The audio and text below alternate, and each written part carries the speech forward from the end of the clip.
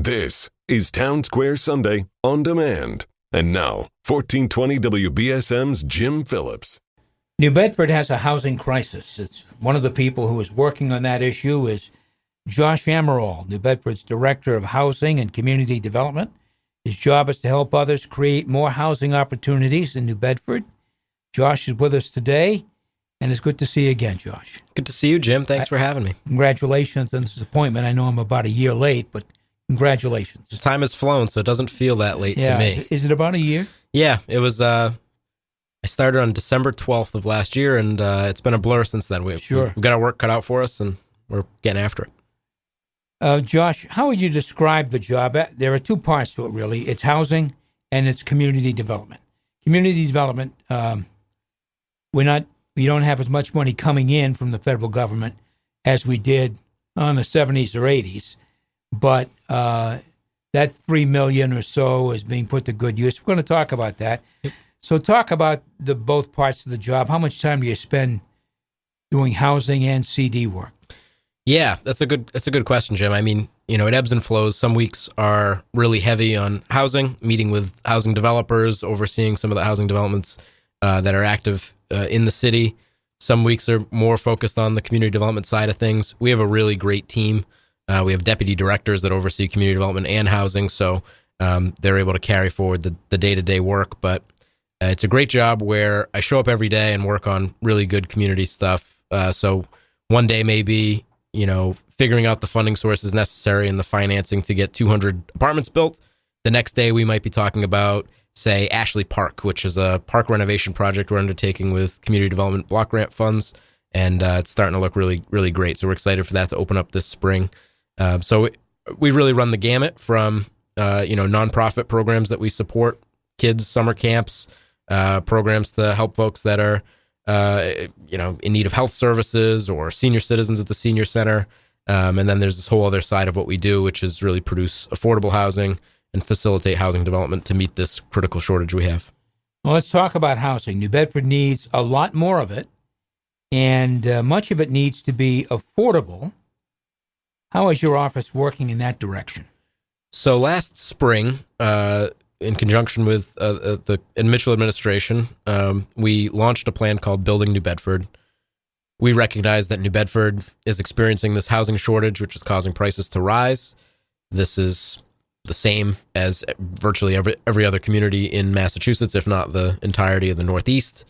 We're recording this just the day after the governor gave her State of the Commonwealth speech, where she really highlighted the 200,000 unit shortage that we have as a state. And then in New Bedford, we know, some number, likely in the couple thousand range of units that we need to produce.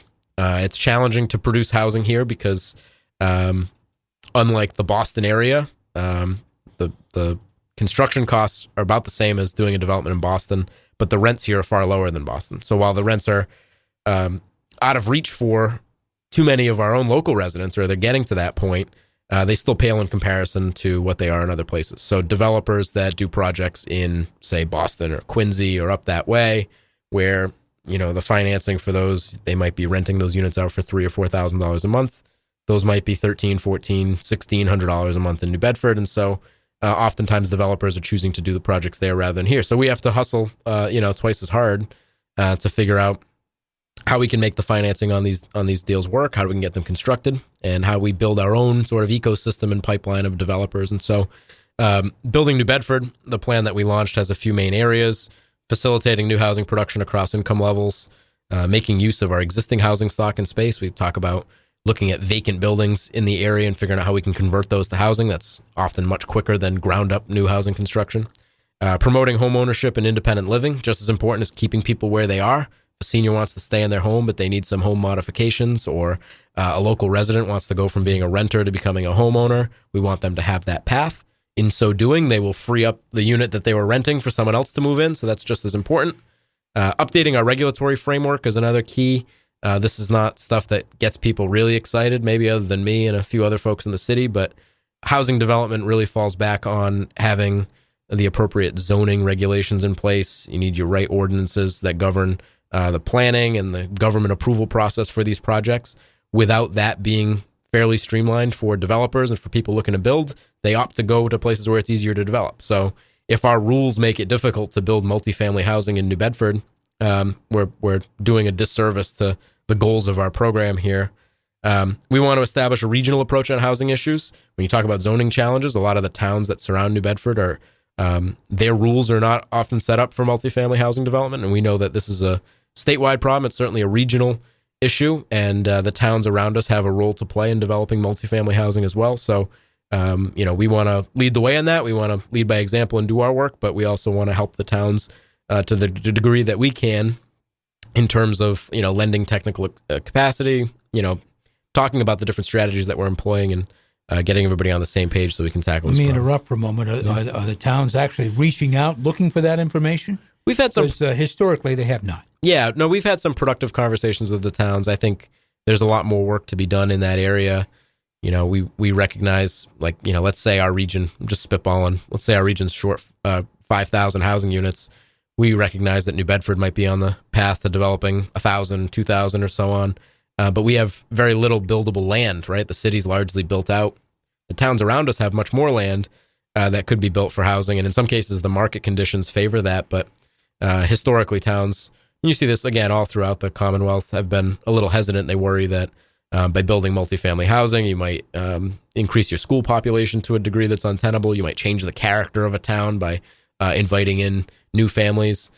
We don't put a lot of credence into that. I think, often those fears are unfounded or can be worked through or projected out a little differently. So we want to help with that. We see everybody has a role to play in this process. And so there's ways to help alleviate the issues. What we see in the towns are families who complain that their children went away to college and they graduated and they want to come back and move to town, but there's nowhere to live. There's no apartment housing. And then a single family home is $500,000 or more, and no one coming out of school can afford that.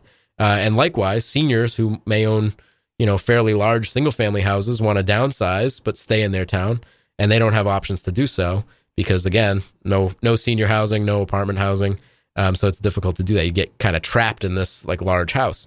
So having these housing options for everybody is really the point. And I think what we really try to underscore in our plan is that we need to produce more housing of all types at all income levels and all different forms and fashions, and do it in a way that makes sense for our individual local context. So what projects are in the hopper in New Bedford right now? What is there new construction going on in New Bedford? I know there's some. Yep.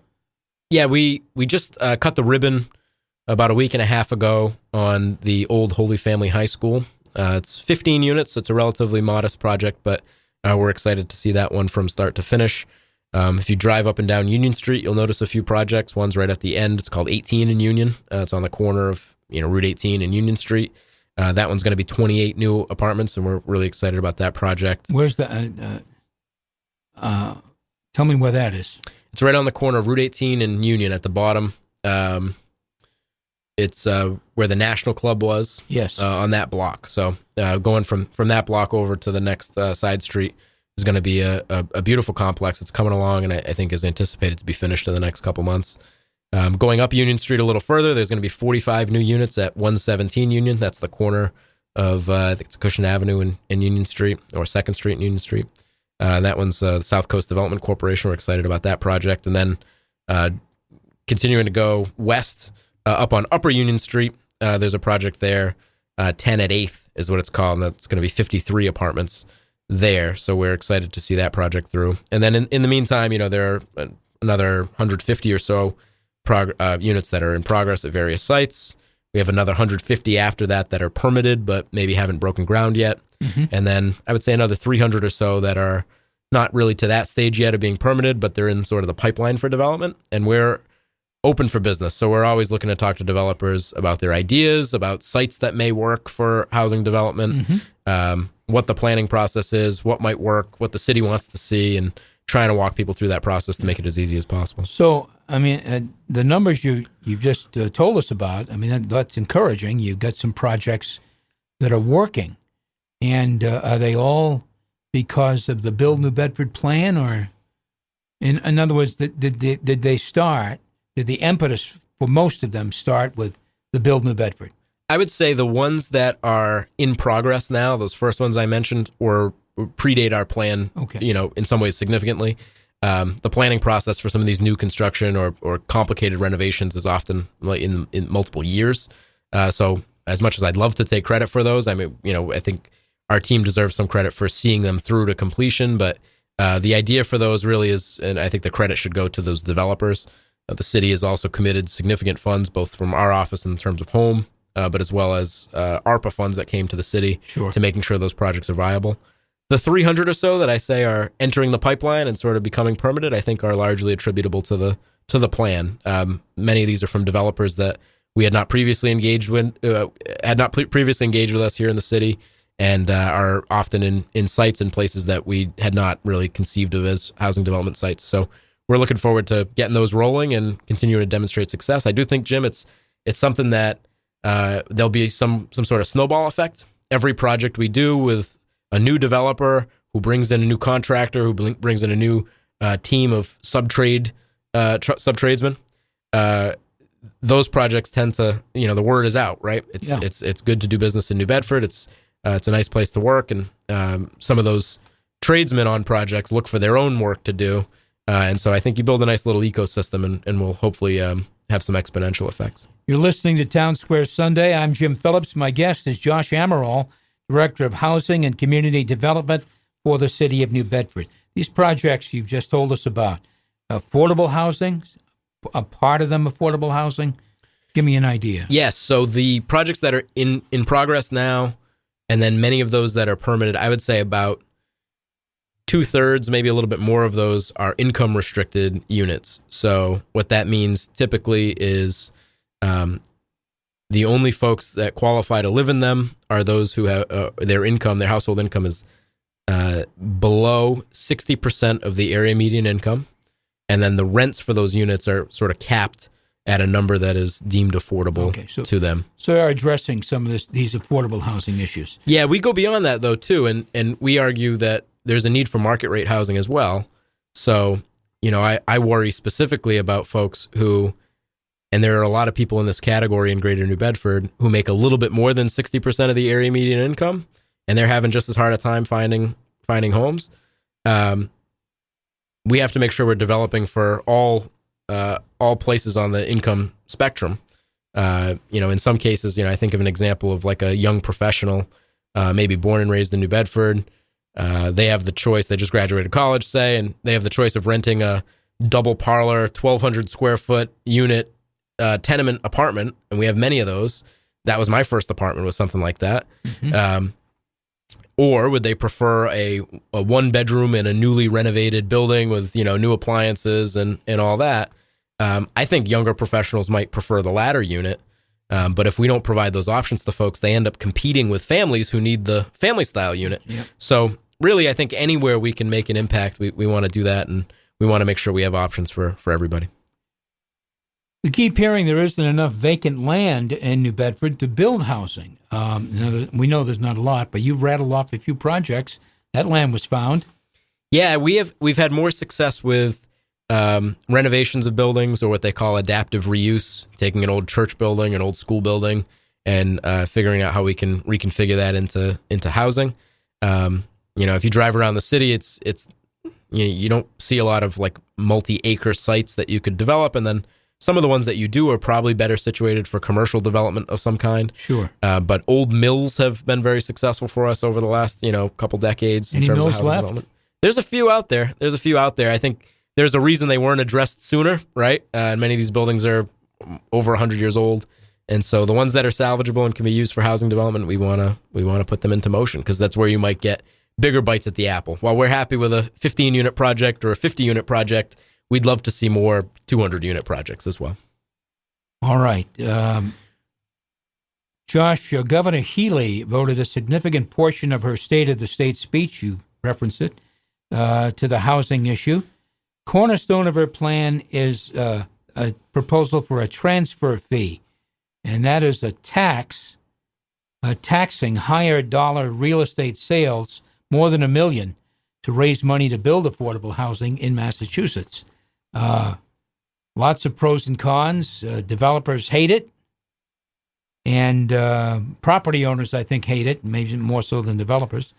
But the legislature has been lukewarm to that idea. What do you think of the idea?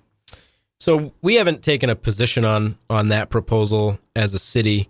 One of the things I mentioned is the economics of developing housing in New Bedford, or Greater New Bedford specifically, is already pretty challenging for a developer. So we see construction costs that are between $400,000 and $600,000 per unit, and then the actual value of what those units produce in terms of rents and so on and so forth are often less. Mm-hmm. So developers look at those projects and go, this doesn't make economic sense for me to do unless I can take advantage of certain subsidy programs or tax breaks or things like that to get those projects rolling. So we would be hesitant, I think, on anything that would make that even tougher. However, there are several items in Governor Healy's housing bond bill that we're excited about.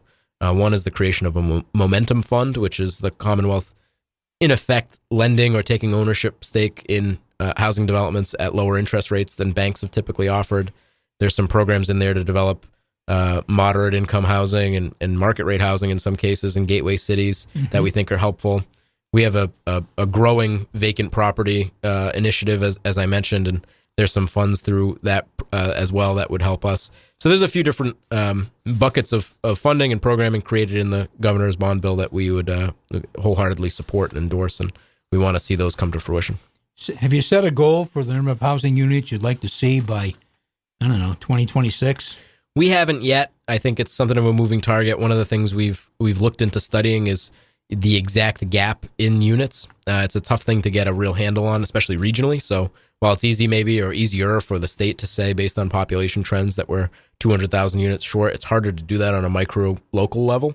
Mm-hmm. Right now, our approach has been, let's add units wherever we can, however we can. And so, we've pursued that pretty doggedly. I think we've had some good early returns, but we'd like to see that number of units in the pipeline grow in future years. My guest has been Josh Amaral, New Bedford's Director of Housing and Community Development. Thanks, Josh, for coming in and giving us a kind of an overlay of what's happening in New Bedford. It sounds promising. You've been on the job now for about a year. There is a lot of heavy lifting to this job, especially in the housing end. So good luck. Thank you, Jim. Appreciate it. Don't go away. More of Town Square Sunday coming your way in just a moment.